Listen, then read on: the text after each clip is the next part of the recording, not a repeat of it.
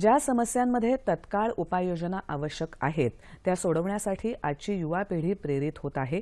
कल्पनाशक्ती लढवून या समस्यांची उकल होताना पाहून चांगलं वाटतंय, असं प्रतिपादन ज्येष्ठ शास्त्रज्ञ डॉक्टर रघुनाथ माशेलकर यांनी केलं आहे।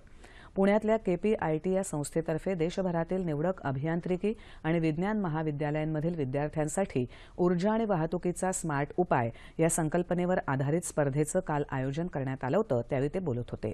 हरित ऊर्जा, पर्यायी इंधन, स्वयंचलित वाहनं, वाहतूक व्यवस्थापन या विषयावर देशातील 500हून अधिक महाविद्यालयातील सुमारे 10,000 विद्यार्थ्यांनी 1700 नाविन्यपूर्ण संकल्पना यावेळी सादर केल्या।